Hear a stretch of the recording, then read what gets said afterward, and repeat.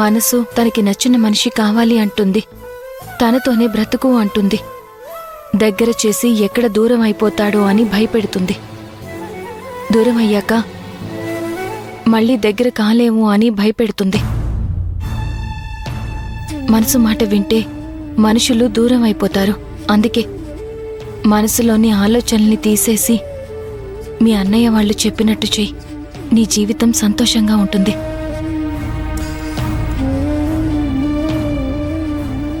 మీరెన్ని చెప్పినా నా ప్రేమ నేను చంపుకోలేకపోతున్నాను వదినా. సిద్ధార్థ్ని పెళ్లి చేసుకోవాలనుంది. తనతోనే కలిసి బ్రతకాలనుంది. ఇంటికొస్తే తనని కొడతారని తెలిసినా కూడా మళ్ళీ మళ్ళీ వస్తున్నాడంటే నేనంటే ఎంత ఇష్టం ఉంటే అలా వస్తున్నాడు. అతనున్న స్థాయికి తన ఒంటి మీద దెబ్బ పడగాని ఈ అమ్మాయి నాకు అవసరమా అనుకుంటే నాకంటే గొప్ప గొప్ప అందగత్తెలు అతని కోసం క్యూ కడతారు. ఎంత తిట్టినా కొట్టినా మళ్ళీ మళ్ళీ వస్తున్నాడంటే తన మనసులో నా మీద ఎంత ప్రేముందో అర్థం చేసుకోండి. దయచేసి ఇంట్లో వాళ్ళందరికీ నువ్వే ఏదో ఒకటి చెప్పి ఒప్పించొద్దునా.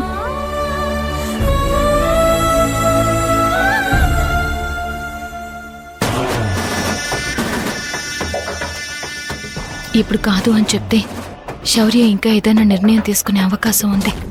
తనకి నిదానంగా నచ్చ చెప్పాలి.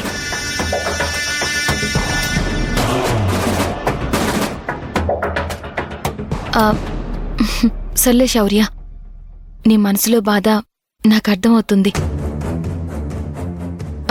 మీ అన్నయ్య వాళ్ళ బాధ కూడా నాకు అర్థమవుతుంది. మీ అన్నయ్య చెప్పింది నువ్వు ఆలోచించడానికి ప్రయత్నించు.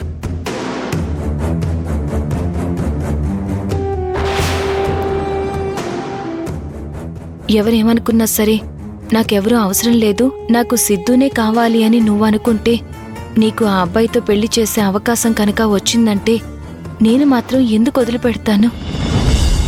ఖచ్చితంగా నీకు సిద్ధార్థకి పెళ్లి చేయడానికే ప్రయత్నిస్తాను.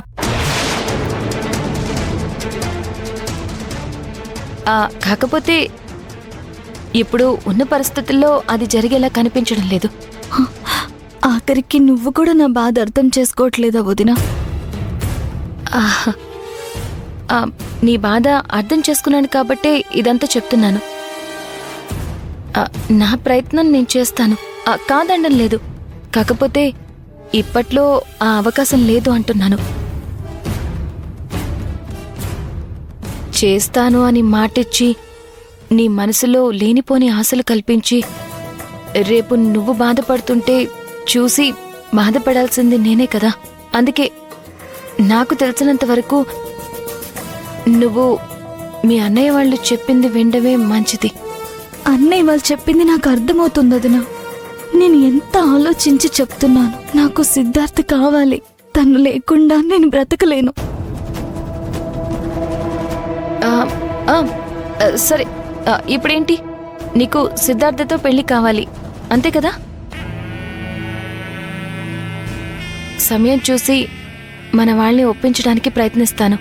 అంతేకాని ఈలోపు నీ సొంత నిర్ణయాలు తీసుకోవడానికి మాత్రం నువ్వేం ప్రయత్నించొద్దు. నీకు నేనున్నాను శౌర్య. నేను చెప్పానంటే చేస్తాను, సరేనా?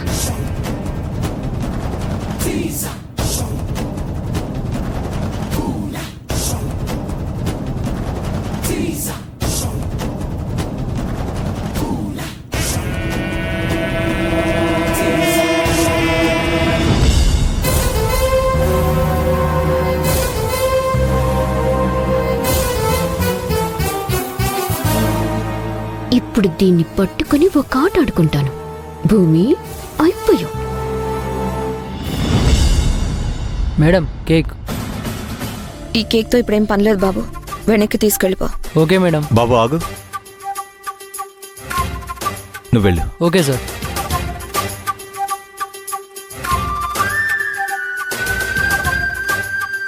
ఏమైందక్క? ఎందుకని కేక్ వెనక్కి పంపించేస్తున్నావు? సిద్ధార్థ్ ఇంటికొచ్చి అంత రాద్ధాంతం చేశాక మన సంబరం అంతా ఆవిరైపోయింది.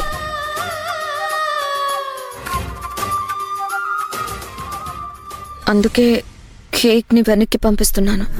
అక్క ఎందుకు అలా అనుకుంటున్నావు? నీకు మా పైన ప్రేమ గురించి మాకు తెలీదా? ఎన్ని చెప్పినా ఇలాంటి పరిస్థితుల్లో ఈ సంబరాలు చేసుకోవడం నాకు అంతగా నచ్చట్లేదు రాఘవ. అక్క, నువ్వింకా అది మనసులో పెట్టుకునే ఉన్నావా? ఒకటి చెప్పనా, నువ్వు సంతోషంగా ఉంటానంటే మేము ఇలాంటి ఎన్ని ఆటంకాలు వచ్చినా నిలబడగలం అక్క. అక్క ఇంకా ఆ విషయం నువ్వు మనసులో నుంచి తీసేసేయ్. మా పెళ్లి రోజు నువ్వు ఎలా అనుకుంటున్నావో అలానే జరుగుతుంది.